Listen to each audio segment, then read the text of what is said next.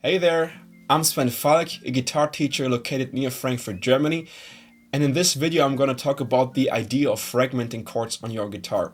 So if you are a beginner and you find that even basic chords are difficult to play, the idea of fragmenting chords might be very helpful for you. Let me give you a short overview about what we will talk about today. First, I will explain to you the idea of fragmenting chords, and afterwards we take some of the basic chords and I show to you how to fragment them so that you can play them easier. So if you want to start right away with the chords, feel free to use the timestamps in the description. The idea of fragmenting chords is that you take a chord you find too difficult to play and reduce the amount of fingers so that the chord becomes more easy to play. For example, take a G major chord. You could play it like this, or even like this. Doesn't matter for now. And you think with 3 fingers it's too difficult, you could say, okay, I can play the same chord with 2 fingers, like this. And even if this is too hard for you, you could use only 1 finger. Still a G major chord, but with less fingers and easier to play. Now we have 2 issues if we want to fragment chords. First, you need to know how to fragment the chord to maintain the chord you want to play originally, so that your G major chord doesn't turn out to be A minor 7 or something like this. And secondly, you need to know which strings you are allowed to strum when you are reducing the amount of fingers. For example, if you take a G major chord and you want to play it with less fingers, like with 1 finger, and you would still play all the strings, it would sound something like this, and that is not a G major chord anymore. It's, I don't know, it's something different. So you need to know that you only are allowed to strum the lowest 4 strings, that it's still a G major chord. Alright, let's go through some basic chords and I'm going to show you how to fragment the chords properly on the one hand and which strings you're allowed to strum on the other hand. So let's start with C major. If you play the normal C major chord, it looks something like this. If you want to play it with 2 fingers, you just leave away the ring finger and strum the lowest 4 strings.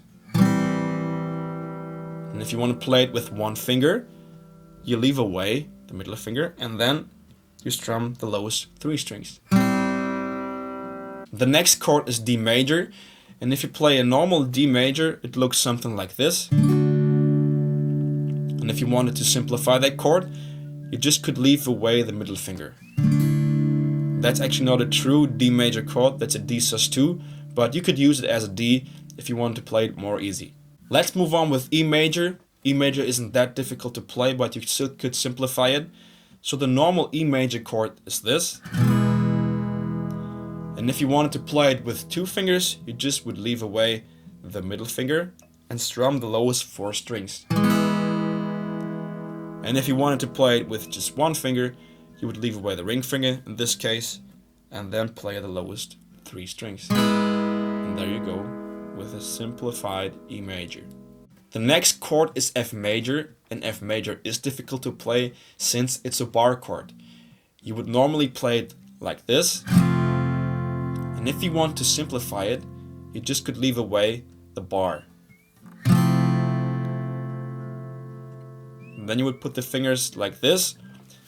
Ring finger on the 3rd fret of your A string, pinky on the 3rd fret of your D string, middle finger on the 2nd fret of your G string, and your index finger on the 1st fret of your B string. And then you would strum all the strings except the upper E string. So if that's too difficult, you also could play F major with 3 fingers. Just leave away the ring finger and strum the lowest 4 strings.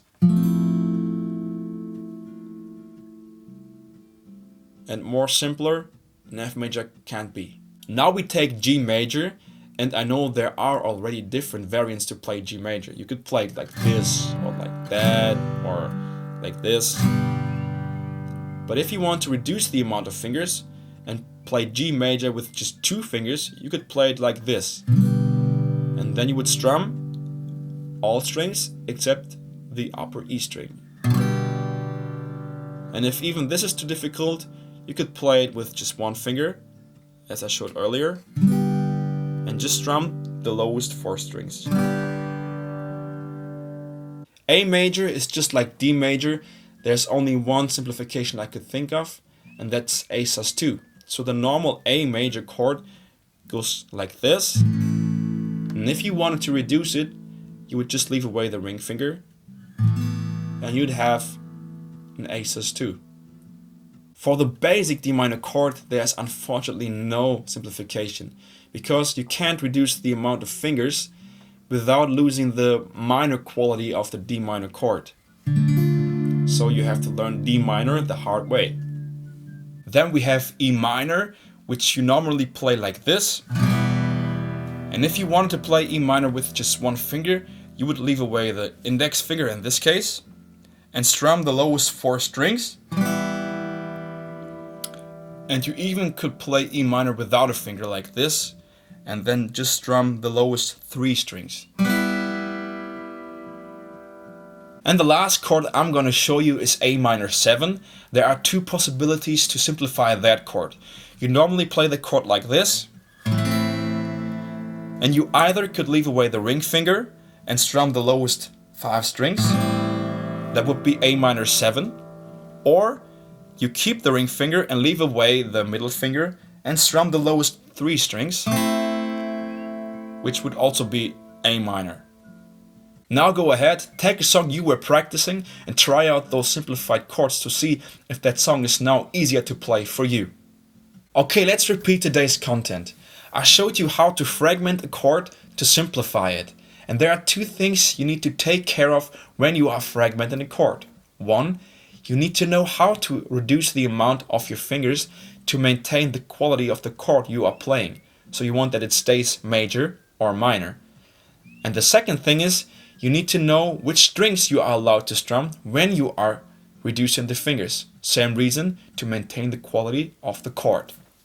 If you watched this video so far, I'm very thankful for that. You can download the material of that lesson on my Patreon page. I will drop the link in the description. Next week, I'm going to release a video about strum hand basics, so make sure you don't miss that one out. And if you have any other ideas, comments or questions, just write them down in the comments. And if you liked that video, make sure you give a thumb up or even subscribe. And don't forget, learning an instrument is all about the process, not the result. So if you're making small progress every day, it's still progress and it's good. So keep on learning and getting better. With this being said, hope to see you soon.